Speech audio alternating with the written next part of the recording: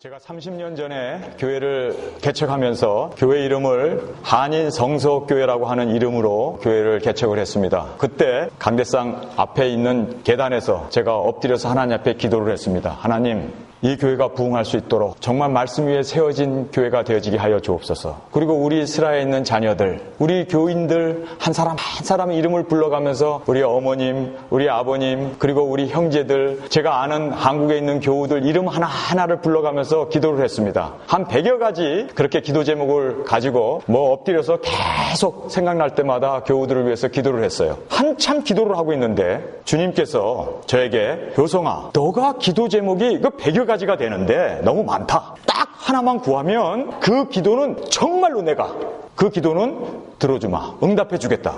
그러니까 아까는 그냥 100여 가지 이름 막 재면서 기도를 했는데 이 기도를 하면 하나님께서 꼭 들어주신다는 거예요. 이거는요 정말 저에게 믿음이 들어왔습니다. 내가 이거 기도하면은 주님께서 들어주신다는 그 믿음의 확신이 들었어요.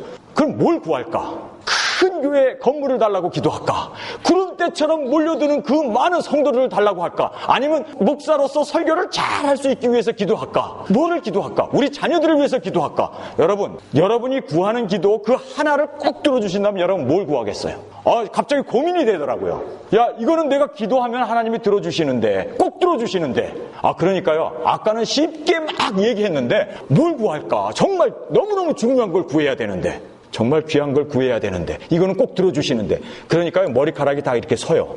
아니 정말 시리어스하게 내가 뭘 구할까? 그래서 고민에 빠졌어. 기도하다 말고 야 이거 봐라, 이거는 꼭 들어주시는데 건강을 위해서 기도할까? 물질을 위해서 기도할까? 하늘의 보좌를 위해서 기도할까? 굉장히 제 자신이 고민에 빠졌어요. 한참 고민하면서 뭘 기도할까 고민하다가 어렸을 때요, 식탁을 대하면 어려서부터 저희 어머님이 저희들에게 가르쳤던 그 잠언서의 말씀이 기억이 났습니다. 많은 재물보다 명예를 택할 것이요, 금이나 은보다 하나님의 은총을 택할 것이니라. 그 생각이 딱 나는 거예요. 어려서 교육이 그렇게 중요해요. 그래서 제가 거기에서 눈물을 흘려가면서 하나님, 나는 하나님의 은혜를 구합니다. 하나님의 은혜로 나를 붙잡아 주옵소서. 나는 다른 것 다 소용없어요. 하나님의 은혜만 있으면 됩니다. 하나님의 은혜가 있으면 나는 내 기도는 하나님 정말 주님의 은혜를 구합니다. 그리고 기도를 마쳤어요. 근데 얼마나 눈물이 났는지 몰라요. 근데 솔직히요, 은혜를 구했으니까 교회가 부흥할 줄 알았어요. 건물도 주실 줄 알았어요. 구름대 같은 많은 성도들을 보내주실 줄, 그 은혜 속에 다 담겨 있는 줄 알았어요. 그런데요, 은혜를 그렇게 구하고 눈물까지 흘리면서 감동으로 하나님 은혜를 주세요 하고 기도를 했는데 은혜를 받았어요. 저는 의심하지 않습니다. 하나님이 그 기도를 응답해 주셨어요. 정말 저는 은혜를 받은 사람입니다. 그런데 교회는 부흥을 안 해. 교회는 아니 그렇게 은혜를 받은 난데 하나님 응답해 주시겠다고 했는데 뭐를 제가 거기서 깨달았는지 아세요? 제가 이번에 워싱턴에 가가지고요, 거기서 내가 정말 은혜 받은 사람이구나 하는 것을 목격할 수 있었습니다. 하나님께서요, 너무 좋으신 분들을 저에게 붙여주시더라고요. 여러분, 제가 여기 교인들을 이렇게 보면 말이에요, 다 나보다 나은 사람들이야. 여기 계신 분들이 다 저보다 신앙적도 그렇고 하나님에 대한 헌신도 그렇고 너무 좋은 분들을 보내주시더라고요. 이게 은혜 아닙니까? 이게 은혜 아니냐고요. 세상에서 제일로 아름다운 와이프를 주시고 너무너무 정말 내 생명보다 더 귀한 우리 자식들을 주시고 이게 은혜 아닙니까? 아니 정말 하나님의 은혜를 내가 안 받았나고요? 정말 은혜를 받았습니다. 여기 계신 교인들을 볼 때마다 아니 정말 이렇게 귀한 분들을 하나님이 내게 은혜를 주셨구나. 저는요 정말 하나님의 은혜 너무 감사해서 이번에 워싱턴에 갔는데요, 거기 계신 분들이 제가 단에서 설교를 하는데 사람들이 막 자리에서 일어나요. 견디질 못해가지고 그냥 어쩔 줄 몰라요. 어떻게 해야 돼요? 막 그냥 그 은혜가 막 가슴을 치니까 그들이 견디질 못해가지고 막 일어서가지고 말이에요. 저희 집 사람은요, 제 설교에서 은혜 받는 게 아니라 그 사람들의 태도를 보면서 은혜를 받고 막 펑펑펑펑 울더라고요. 정말 저는 은혜를 받은 사람이에요. 정말 여러분이 존경스럽습니다. 정말 여러분은 대단하신 분입니다. 하나님께서 만에 하나, 백만에 하나 고르셔서 우리가 주님이 오시는 그 길을 준비하면서 살 수 있도록 그렇게 은혜 주신 것을 보게 됩니다. 한국에서 여론조사를 했어요. 1년 동안 감옥 가는 대신에 100억을 주겠다. 그랬더니요, 초등학교 아이들은요 20%가 감옥 가고 그리고 100억을 받겠다라고 대답을 했대요. 그런데 중학생들은요 2배로 늘었습니다. 40%가. 횡령죄에 의해서 범죄를 하고 1년 동안 옥살이하고 나와서 100억을 누리면 좋지 않느냐. 많은 사람들이 거기에 40%의 중학생들은요 하겠다는 거예요. 범죄를 저지더라도 100억을 받고 1년간 감옥살이하고 나와서 100억을 가지고 일생 잘 살아보겠다는 거예요. 그런데 고등학생들에게 질문했더니요 60%가 예스 했습니다. 60%가 죄를 짓더라도 100억을 받고 감옥에 살이하고 나와서 100억 갖고 누리겠다는 거예요. 아마 어른들에게 질문했다면 얼마가 됐을까? 우리 사람들은요, 이 돈 앞에 범죄도 하고 돈 앞에 자기의 자유, 주님께서 우리에게 자유를 주기 위해서 십자가에서 죄로부터 우리에게 자유함을 주셨는데 다시 죄를 짓고 돈을 번다면 돈 하나 때문에 예수님께서 십자가에 죽어주신 그거와 맞바꾸면서까지 범죄하고 죄를 짓고 감옥살이를 하면서라도 돈 벌려고 하는 이것이 바로 현대인들의 모습입니다. 여러분 정말 깨달아야 돼요. 주님이 죽어주신 것이 그렇게 헛된 죽음입니까? 세상에 보자 있어요. 세상에 잘 되는 건 있어요. 그러나 예수님을 따랐던 그 사도들은 모든 것 다 내려놓고 예수님만을 따르기 위해서 생명까지도 주를 위해서 초계처럼 드렸는데 아니 지금 100억 때문에 범죄를 해? 100억 때문에 감옥을 가? 100억 때문에 지옥에 가? 말도 안 되는 그런 일들이 지금은요 당연하게 고등학교 학생들이 60%가 예스 했어요. 예수 믿는 사람이나 믿지 않는 사람이나 돈 앞에는요 다 무너져요. 돈 앞에는요 신앙이고 뭐고 예수 그리스도가 우리를 위하여 십자가에 죽으시면서 죄를 사해 주시고 정말 죄로부터 자유케 해주셨는데 그 자유를 가지고 이제는 엿 바꿔먹어, 이제는 돈과 바꿔먹어, 말도 안 되는 짓들이 지금 이 교회의 비일비재하게 일어나고 있습니다. 어떻게 불법하면서 어떻게 하나님의 마음을 아프게 하면서 우리를 구원해 주신 예수님 그 이름이 있는데 여러분 정말 세상의 보좌를 내려놓지 않으면 세상의 영광, 세상의 물질, 세상에서 잘 되는 것 내려놓지 않으면 결코 하나님의 나라의 저 보좌에 앉을 수 없다는 걸 알아야 돼요. 이것이 성경이 우리에게 가르쳐주는 진리입니다. 너무 많은 사람들이 쉽게 세상에 발 하나 내려놓고 세상에서 잘 되고 그리고 하늘나라의 영생도 얻는 이게 가능하다고 생각하세요? 생명의 길은 좁은 길이에요. 생명의 길은요 협착해요. 생명의 길은요 가는 사람도 없어요. 정말 외로운 길이에요. 정말 주님 앞에 모든 것을 다 내려놔야 돼요. 날마다 주님을 따르기 위해서는 내 자신을 부인해야 돼요. 바울과 같은 그런 사람도 날마다 내 자신을 처복종시킨다고 얘기하지 않습니까? 바울이 선택되고 구원받은 건 몰랐나요? 태초부터 천지를 창조하기 전부터 그리스도 안에서 자기를 택하시고 사도 삼으신 걸 믿었어요. 그럼에도 불구하고 그는 두렵고 떨림으로 구원을 이루라고 얘기해요. 선줄로 생각한 자 넘어질까 조심하라고 그래요. 스승된 자의 심판이 크다고 얘기해요. 받았다라는 게 아니라 붙잡으려고 달려간다고 얘기하고 있습니다. 여러분 왜 바울이 그렇게 믿었음에도 불구하고 그렇게 조심하게 살았을까요? 우리는요 한눈 팔다가는요 차 사고 나기 일보 직전에 살아요. 세상 것 바라보고 따라갔다가는요 세상과 함께 멸망받아요. 로세처럼 뒤를 돌아봤다가는 천사의 손에 이끌려 나왔지만 그래도 뒤를 돌아보지 말라는 그 계명을 저버렸을 때 천사가 손을 이끌어 냈음에도 불구하고 어떻게 됐습니까? 소금기둥이 되고 말았던 것을 우리가 기억해야 됩니다. 여러분 정말 우리에게 주시는 귀한 교훈은 뭐냐면 오늘이라고 하는 이 시간에 주님만 바라봐야 돼요. 저는 이 본문 말씀을 보면서 충격을 받았어요. 제자들이 말해요. 예수님 따를 때 누가 큰 자냐 얼마나 싸웠습니까? 예수님이 어디 초대 가가지고 상석에 딱 앉으면 옆에 누가 앉느냐 때문에 예수님 옆에 앉으려고 그들은 다투고 싸웠어요. 그래서 누가 큰 자냐? 마지막 예수님께서 제자들의 발을 씻는 마지막 만찬에서 내일이면 예수님이 죽는데 그 죽음 앞에서 제자들이 누가 큰 자냐고 싸웠습니다. 다퉜습니다. 그랬던 제자들이에요. 그 앉는 자리 때문에 누가 큰 자리에 앉고 누가 예수님 옆에 앉느냐 그것 때문에 그들은 다투고 싸웠던 사람들이에요. 그런데요 요한이 오늘 이 본문 말씀에 보면은 그가 하늘에 열린 문을 보고 일로 올라오라는 그 큰 음성을 듣고 그가 하늘로 올라가서 보좌를 봐요. 그런데 보좌 보면 어느 게 내 의자지? 내가 어디에 앉아야 되지? 나는 무슨 면류관 받았지? 얼마든지 자기 거에 대해서 관심을 가질 수 있잖아요. 싸웠던 사람인데 높은 자리에 앉기 위해서 서로 다퉜던 제자들인데 그런데 천국에 올라가고 예수님만 바라봐요. 자기가 무엇을 받았는지 자기의 면류관이 뭔지 내 상급이 뭔지 거기에는 관심조차 없고 오직 주님만 바라봐요. 주님의 보좌만 바라보면서 그를 찬양하고 온 관심과 생각은 그 보좌만 바라보고 있는 요한을 우리가 보게 됩니다. 여러분 거듭나고 그리고 정말 여러분이 하늘나라의 영광을 사모하면서 그 생명 가운데 산다면요 예수님 예수님만 바라봐야 돼요. 이것이 세상에서 이길 수 있는 유일한 길이라는 것을 알아야 돼요.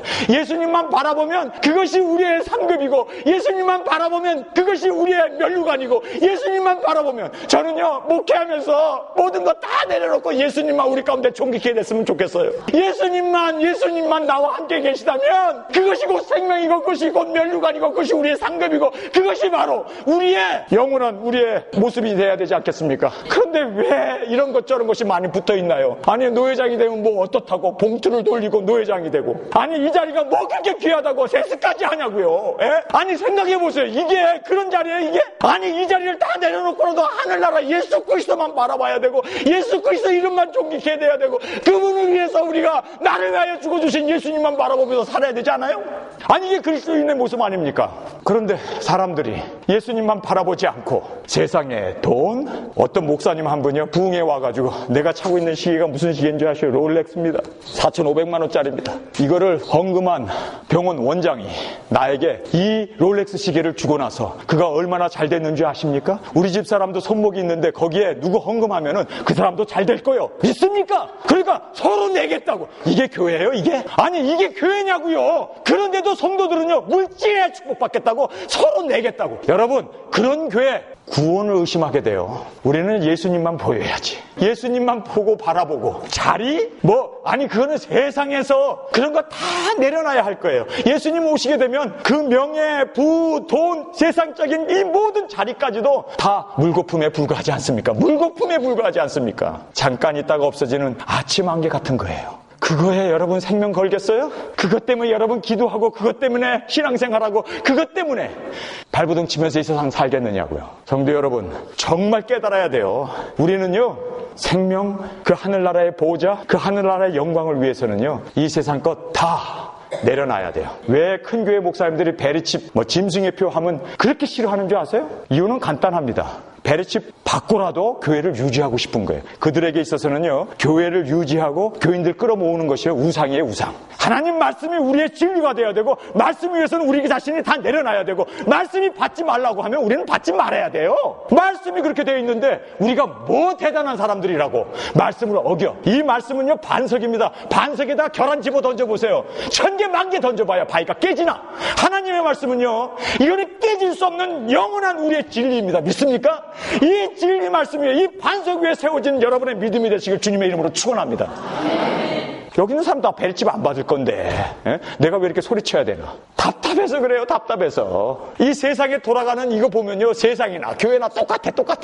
세상에 돈을 쫓아가고, 세상에 잘되고 부자되고 번영신학이니 기복신학. 여러분 생각해보세요. 번영신학, 기복신학으로 예수님을 한번 대입해보세요. 번영신학, 기복신학을 가진 사람은요 예수님만큼 그렇게 비참하게 십자가에서 자기 갖고 있는 옷까지도 다 뺏기고 완전 빈털터리가 돼서 완전히 제물로 드린 그 사람은 번영신학이나 기복신학에 의하면 예수님만큼 처절하게 실패자가 없어요. 예수님은 실패자입니다. 번영신학에 의하면. 가난해졌잖아요. 있는 것도 다 뺏겼잖아요. 그리고 번영신학에 의하면은 우리가 존경하는 바울까지도 가진 게 아무것도 없잖아요. 감옥에서 목배임을 받아 죽잖아요. 그러면 번영신학으로 보면 이 사람은 이거 실패자예요. 잘 돼야 되는데 하나님 믿으니까, 우리가 하나님 앞에 많이 드리고 하나님 앞에 충성했으니까 우리가 잘 돼야 되고 건강해야 되고 이런데, 보니까 제 생명 제대로 살지도 못하고 다 죽어버리네. 12사도가 다 그랬잖아요. 여러분 초대교회 교인들 얼마나 불쌍했어요. 유리방황하면서 가난했어요. 번영신학자들이 나를 보면은, 기복신앙을 가진 사람이 나를 보면은 사람도 아니지. 그런데요 저는 그리스도 안에서 부유한 자인 것을 믿습니다. 여러분은요 그런 거 따라가면 안 돼요. 천국 가면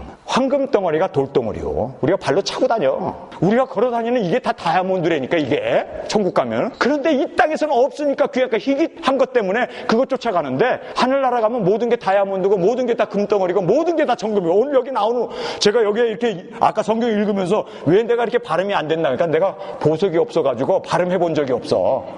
그리고 여기 보석들이 나오는데 이게 뭐 내가 입에 언제 한번 불러봤나. 성경에는 나오는 보석이지. 근데 하늘나라 가면요 여러분 이것이 땅의 흙처럼 돌처럼 널려 있어요.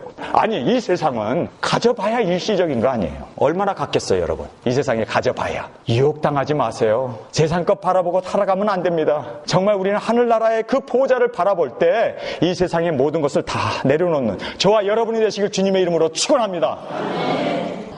오늘 제가 이 본문 말씀을 보면서요, 예수님께서 요한에게 그러잖아요. 3장 21절에 이기는 그에게 내가 내 보좌에 함께 앉게 하여 주기를 내가 이기고 아버지 보좌에 함께 앉은 것 같이 하리라. 예수님께서요, 자신의 보좌에 이기는 자와 함께 앉는데요. 할렐루야! 믿습니까?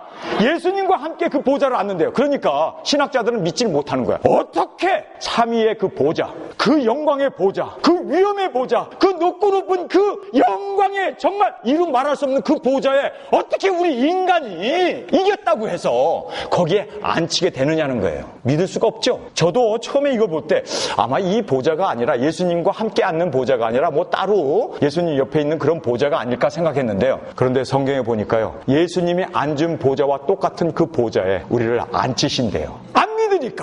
안 믿으니까 4장 1절에 보좌라는 말을요 4번이나 사용하시면서 야, 내가 앉은 보좌하고 똑같은 보좌에 너 앉혀줘. 그리고 요한한테 올라와. 못 믿겠지? 올라와 봐라. 그리고 우리에게 요한의 눈을 통해서 우리에게 말씀해주고 있어요. 그만큼 보좌가 확실하다는 거. 저는요, 예수님이 보좌에 앉은 것 저는 믿어요. 하늘과 땅의 모든 권세를 가지시고 다스리시는 그분이 앉아 계신 그 영광의 보좌를 저는 믿습니다. 그런데 그 보좌와 똑같은 보좌를 나에게도 주신대요. 이기는 자에게.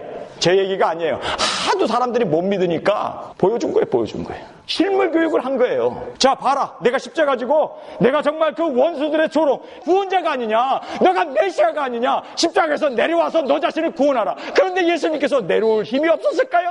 12영의 천사를 불러다가 온 인류를 다 멸망시키고 남을 그 하나님이신데, 그런데도 사람들이 조롱하잖아. 침을 뱉잖아요. 창을 찌르잖아요.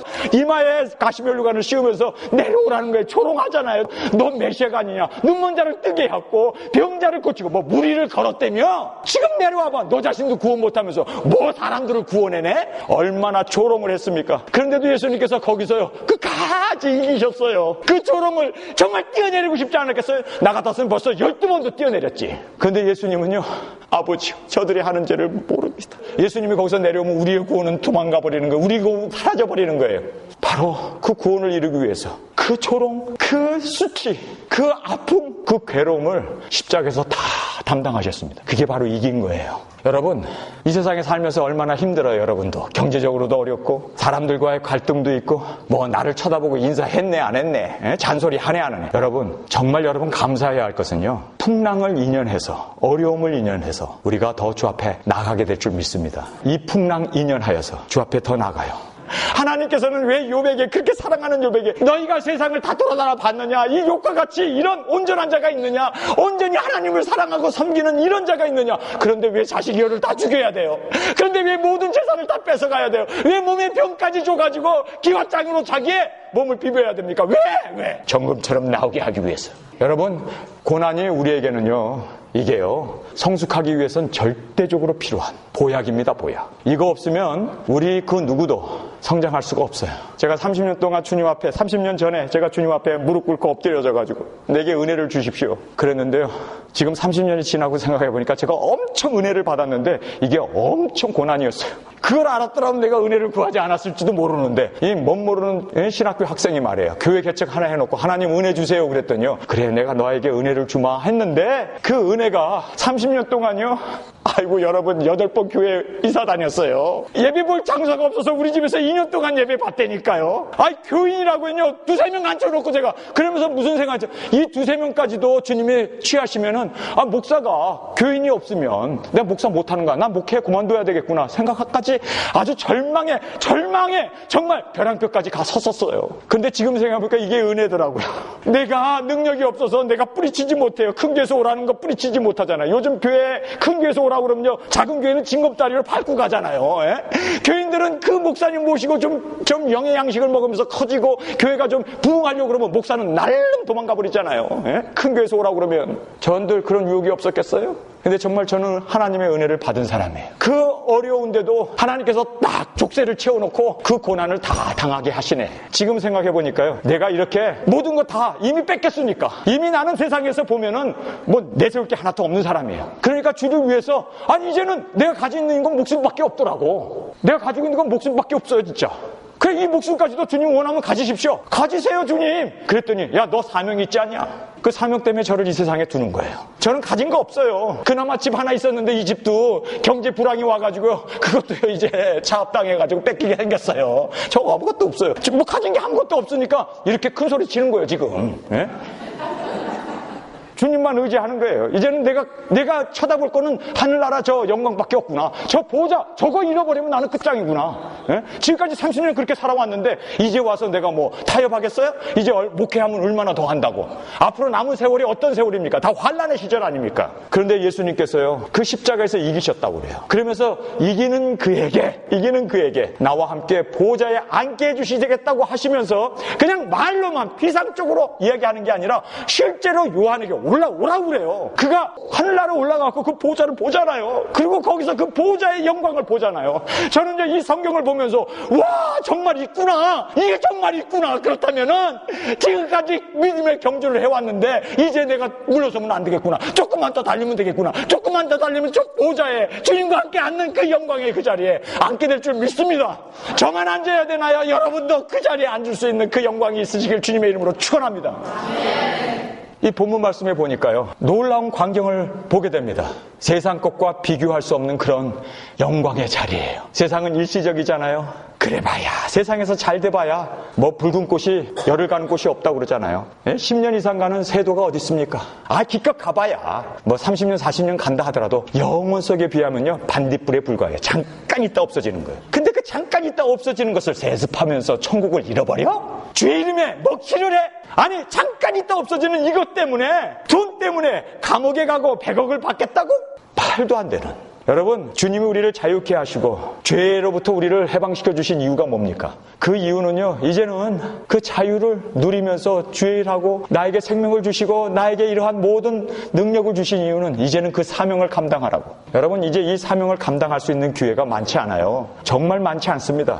우리 예수 믿는 사람들은요, 특별히 말세 지말에 살고 있는 이 깨어있는 성도들은요, 롱텀과 숏텀 플랜이 있어야 돼요. 숏텀에 대한 플랜, 롱텀에 대한 플랜이 있어야 돼요. 마태복음 25장으로 한번 가서 우리 함께 살펴보길 원합니다. 여기에 10처녀 비유가 나와요. 5은 슬기롭고 5은 미련했습니다. 그런데 여기 보니까 둘 다 예수님이 더디옴으로 다 졸며 자고 있었어요. 근데 예수님이 한밤중에 오셨습니다. 여기 25장 4절에 슬기 있는 자들은 그릇에 기름을 담아 등과 함께 가져갔더니, 여기서 우리에게 주는 교훈이 뭡니까? 다 기름과 등불은 준비했는데 예수님이 더디 올 것을 알았던 슬기로운 5처녀는 엑스트라로 병에다가 기름을 더 여벌로 가지고 있었습니다. 예수님이 더디 오심으로 말미암아 준비한 기름으로 예수님을 맞이할 수 있었던 그 축복을 얘기합니다. 여기서 우리에게 주는 교훈은요, 단 이거예요. 예수님이 오늘 당장 올 거다라고 생각하고 지금이라고 하는 이 숏텀 플랜만 생각하고 롱텀을 생각하지 않으면 낭패를 볼 수 있다는 거예요. 우리는 그날과 그 시는 아무도 몰라요. 그렇기 때문에 학생들은 열심히 학교 가서 공부를 해야 되고, 사업하시는 분은 열심히 사업도 해야 되고, 건강관리도 해야 되고,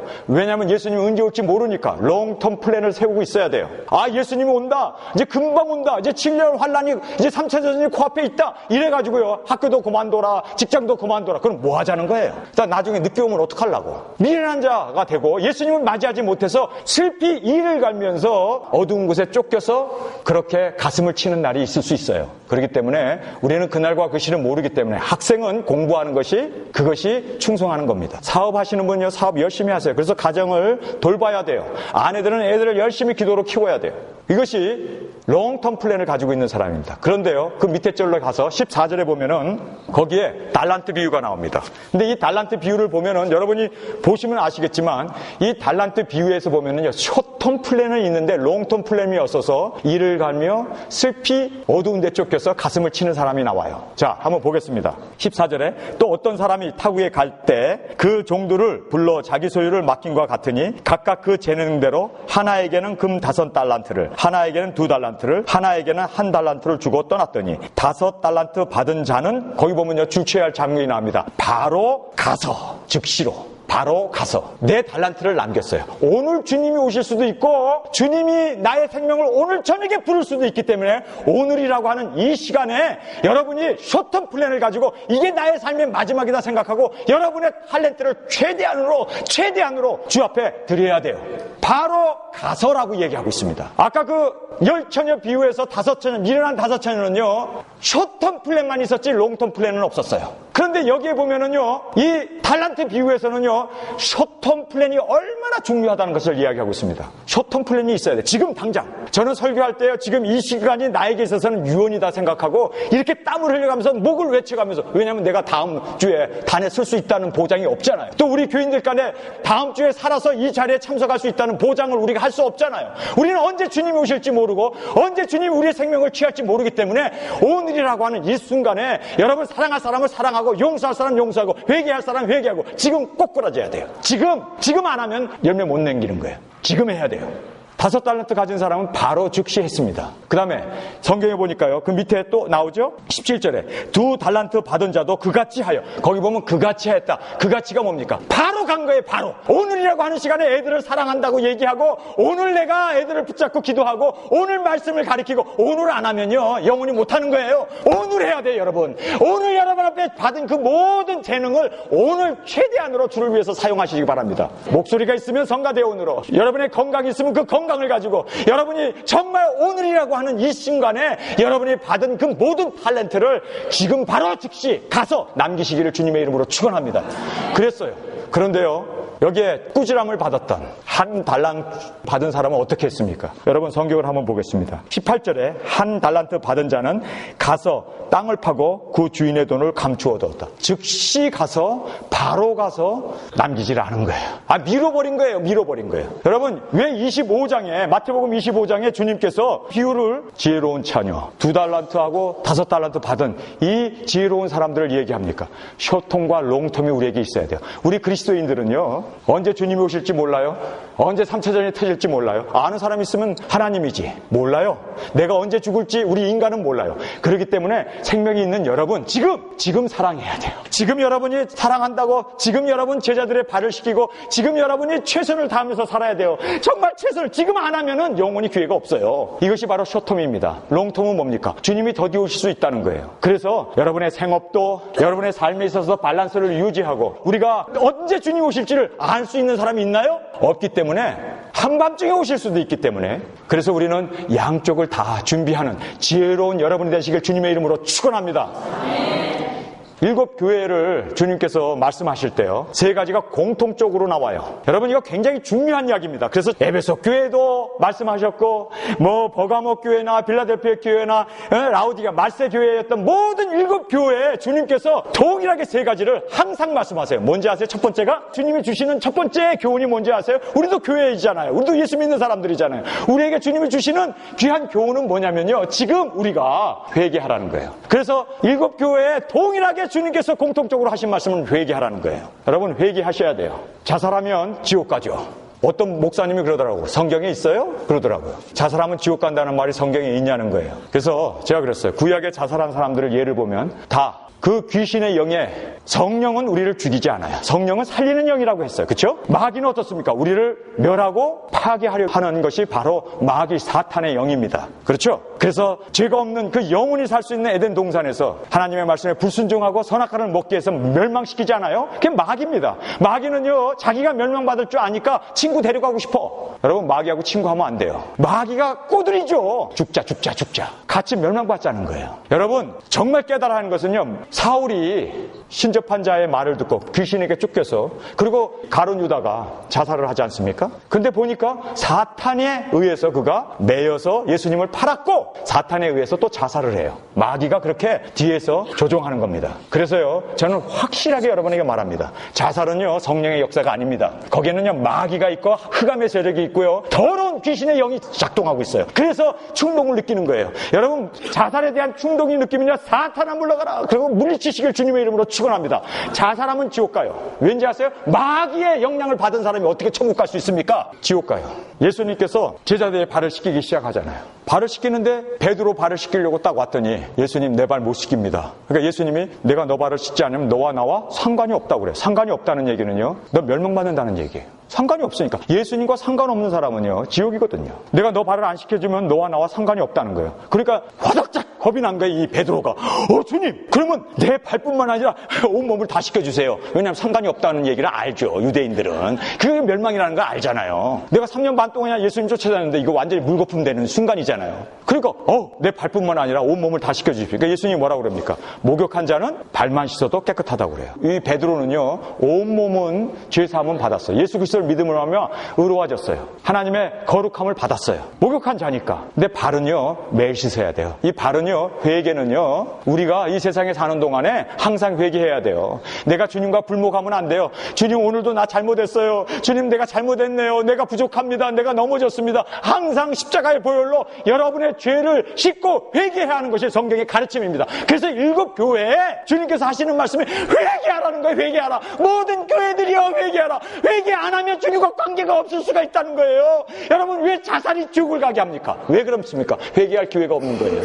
타살은요, 회개할 기회나 있어요. 감옥에 가가지고 일을 갈면서 후회하면서 회개할 수나 있지. 그러나 자살하는 사람이 회개할 수 있을까요? 회개했다면 목 풀고 내려와야지. 회개한다면요, 구멍땅 가스 놓고 죽어가면서 이거 지옥 가는구나. 그러면 갖다가 버려야지. 발로 차버리든지.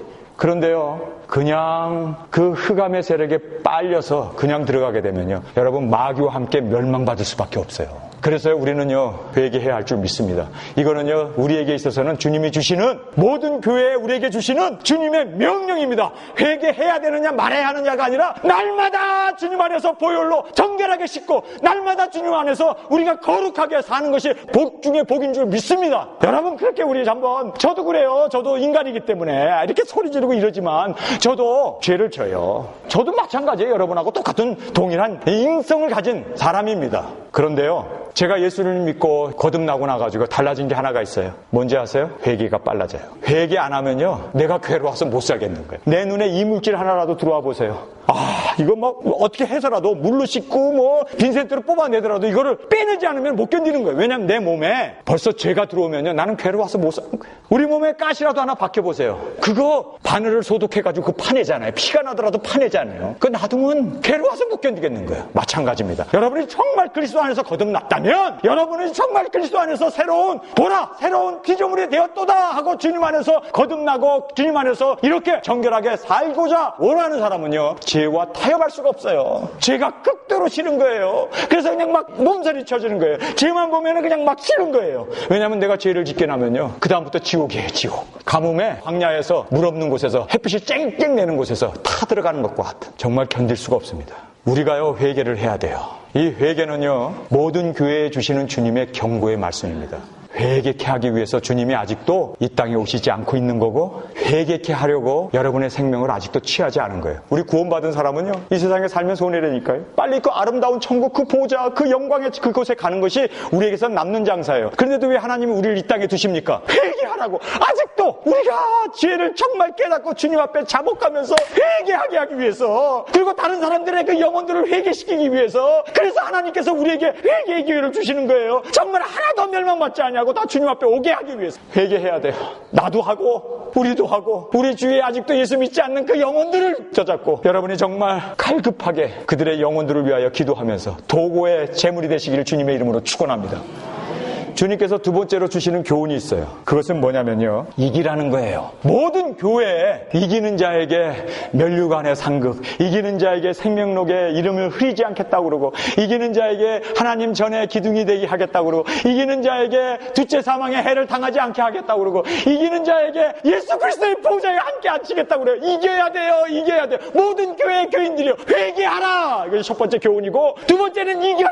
이기는 거예요. 이겨요. 이긴다는 게 빅토리가 아니에요. 둘이서 싸워가지고 피 흘려가지고 정말 내가 그를 제압하고 내가 이제 내가 승리다, 이런 스포츠와 같이 챔피언이 되거나 빅토리를 의미하는 게 아니에요. 이 이기라는 이 말은요, 오버컴입니다. 인내. 끝까지 인내하는 거예요. 인내해야 돼요. 인내해야 돼요. 말 안 듣는 남편을 잡고 인내. 아내 그 속속이는 것 그것도 인내해야 돼요. 남녀가 결혼해가지고요, 첫 해에 여론조사를 했더니요, 96%가 행복하다.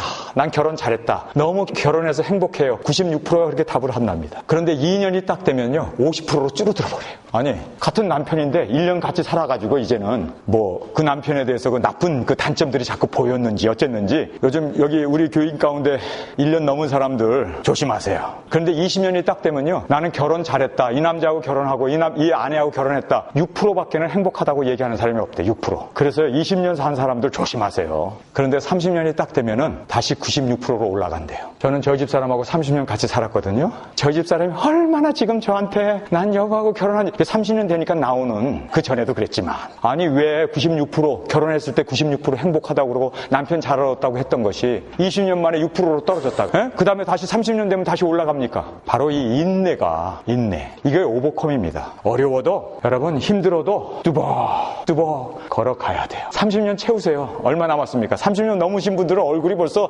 30년 넘은 사람들은 행복의 얼굴이 아직 30년 안 된 사람은요, 30년 견디자, 30년만 지나라. 그리고 지나면요, 아니 신혼 때처럼 그렇게 사랑스럽고 그렇게 아름답고, 여러분 다 과정이고 오버컴이라는 얘기가요, 그거예요. 견디는 거예요. 인내하는 거예요. 예수님께서 우리의 구원을 위해서 그 쓰라린 십자가 내려오라, 너가 메시아가 아니냐, 그 조롱을 들으면서 내려왔더라면 우리 구원이 어떻게 됩니까? 내려왔더라면 우리는 어떻게 멸망받을 수밖에 없죠. 예수님은 구원받는데 우리는 멸망이요. 예수님이 그렇게 이기셨어요. 끝까지 이기셨어요. 그런데 우리에게 하시는 말이 뭡니까? 이기는 그에게 내가 이기고 보좌에 앉은 것처럼 너희도 이기라는 거예요. 이기라는 게요, 부부싸움 해가지고 그냥 묵사발 만들어 놓는 게 이기는 게 아니에요. 좁혀가지고 그냥 이게 이기는 게 아니에요. 이기는 거는요, 하고 정말 주여 내가 십자가에서 안 내려오겠습니다.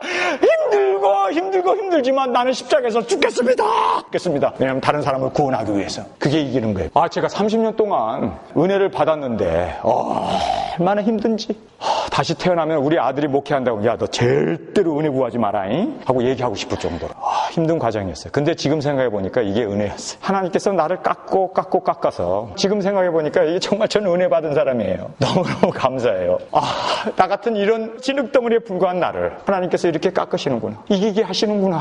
저는요, 이 세상에서 그렇게 어렵다고 하는 것을 이겨본 사람이에요. 그렇게 어렵다고 하는 목사에게 있어서 교인은요, 이거는 생명입니다. 아니 군인이, 장군이 부하가 없는데 그런 장군, 독부 장군이지. 군인이 따라줘야 돼요. 정치 있는 사람이 표를 모아줘야지. 그런데 저는 목사가 됐는데요, 교인이 없는 거야. 가족들밖에. 여러분 그것보다 더 비참하고 더 힘든 과정은 없어요. 정말 어려운 과정이었습니다. 근데 제가 이게 은혜라는 걸 저는 알아요. 이게 하나님의 은혜라는 걸 저는 알아요. 정말 고마워요. 그래서 세상 것 다 내가 내려놓은 게 아니라 주님이 뺏어가시더라고. 그리고 여성아, 너 은혜 받았냐? 저 하늘나라 저 보자. 이게 바로 나와 함께하는, 이겨라, 이겨. 너 혼자는 못 이기잖아. 돈의 유혹 오면 홀랑 넘어가고, 여자 유혹 오면 홀랑 넘어가고, 세상에 명예 오면 홀랑 넘어가고, 너 그러잖아. 내가 그거 다 알아. 그래서 내가 다 뺏을게. 교인도 뺏고, 건물도 뺏고, 명예도 뺏고, 모든 거 다 뺏어.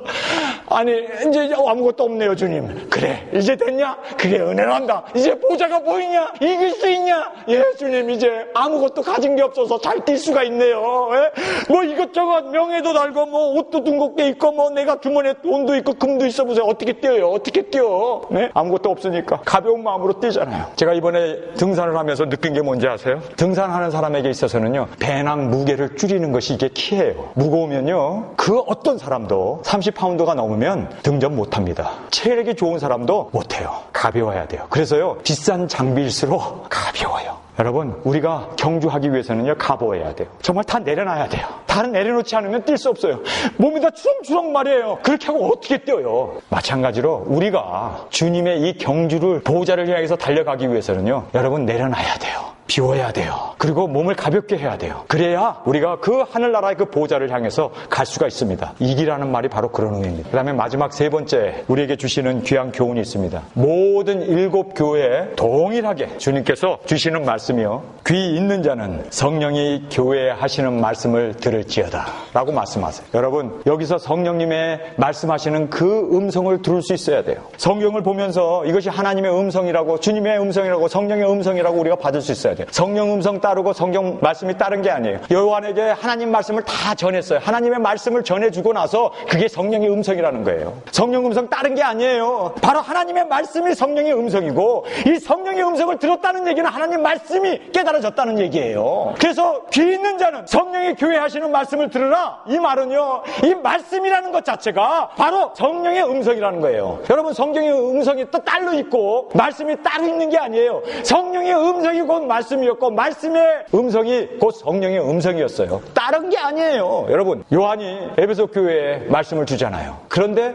귀 있는 자는 성령의 교회에 하시는 말씀을 들어라. 지금까지 한 말씀을 주의 음성으로 들으면 그게 성령의 음성이에요. 저는요, 이 성령의 음성이라는 이 말은 뭐 따로 도성아 내가 너 사랑한다, 내가 너의 아버지가 된단다 하는 그런 어떤 음성이나 이런 게 아니라 하나님의 말씀이 곧 성령의 음성이에요. 이 말씀을 읽고 깨달으면 이것이 성령의 음성을 따르는 거예요. 여러분들 여기 성경의 말씀에 있는 그대로 교회에 대해서 말씀을 주셨잖아요. 그래서 글로 써서 줬잖아요. 근데 그 글로 써준 그것이 성령의 음성이에요. 성령 음성 따로 있고 하나님의 말씀이 따로 있는 게 아니라니까. 이게 동일하게 하나님 말씀이 곧 성령님이고 성령님이 곧 하나님의 말씀이라는 걸 왜 그걸 모르냐고요. 답답하게 요즘 뭐 신사도는 말이에요. 성령의 음성을 들었다, 뭐 예언한다, 어쩐다 그러는데 이것보다 더 정확한 예언이 있으면 나와보라고 그래요. 이 하나님 말씀보다 더 성령의 역사가 일어나는 그런 말씀은 없고 그런 음성도 없고 바로 말씀으로 천지를 창조하신 그 하나님께서 말씀으로 우리에게 성령의 음성을 들려주시고 이 말씀을 통하여 우리로 하여금 깨닫게 하시는 줄 믿습니다. 여기서요, 성경에서 귀 있는 자는 성령이 교회에 하시는 말씀을 들으라 하니까 귀로만 듣는 걸로 생각하는데요. 들으라는 말은요, 순종하라는 뜻입니다. 여기서 이 듣는다는 말이 그냥 하나님의 말씀 읽고 라디오 틀어놓고 설교 듣는 것이 아니라 이 말씀을 듣는다는 말은요, 순종을 얘기합니다. 순종. 하나님 말씀을 순종하라고 줬지 귀 즐겁게 하려고 준 게 아니에요.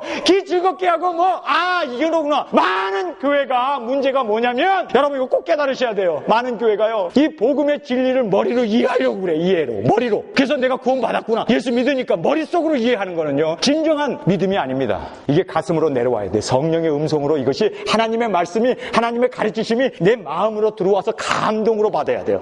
감동으로 들어온 걸로 끝나면 안 돼요. 내 손과 발이 되어서 지키고 순종하고 내 삶 가운데 열매로 나타나야 진정한 믿음이라고 성경은 말하고 있습니다. 그런데 많은 사람들이 머리로 이해하고 나 구원받았네, 머리로 이해하고 성령의 음성으로 받지 못하고 내 것으로 삼아야 돼요. 음식을 먹으면 호루 냄새 맡는 것이 음식 먹는 게 아니에요.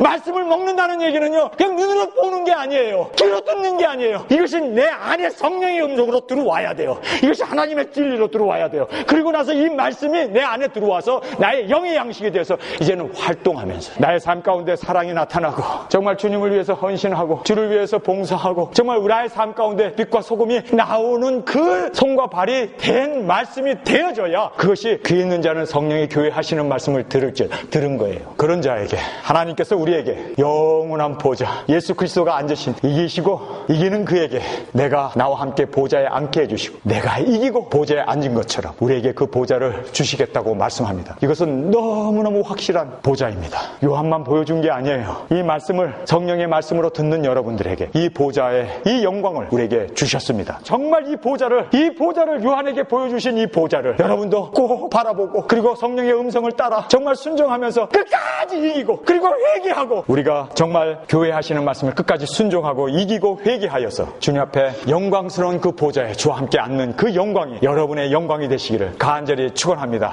우리 다 같이 일어나 기도드리겠습니다. 하나님께서 우리에게 이 영광의 보좌를 보여주신 이유는 너무나 간단합니다. 확실하게 있기 때문에 이 보좌는 이기기가 쉽지 않기 때문에 이겨야 한다. 그리고 이 보좌에 앉기 위해서는 회개해야 한다. 그리고 이 보좌에 앉기 위해서는 하나님의 말씀, 이 성령의 음성을 지켜야 된단다. 우리에게 세상의 모든 것 다 내려놓고 세상을 쫓아가고 세상의 보좌에 우리가 연연할 것이 아니라 하늘나라 저 보좌를 바라보고 하나님 이제 주님과 함께 앉는 그 보좌에 이겨서 주님과 함께 보좌에 앉는 성령의 음성을 듣고 말씀에 순종하고 우리의 삶 가운데 열매로 주게 드려지는 우리의 삶이 되어지기를 간절히 원합니다. 이제는 우리 주 예수 그리스도의 은혜와 아버지의 사랑하심과 성령님의 감동 감화 역사하심이 오늘 말씀을 듣고 정말 이제는 주님과 함께 그 보좌에 함께 앉는 그 이김을 누리며 살기를 원하는 온 교우들 위해 지금부터 영원히 함께 하시기를 예수님의 이름으로 간절히 축원하옵나이다.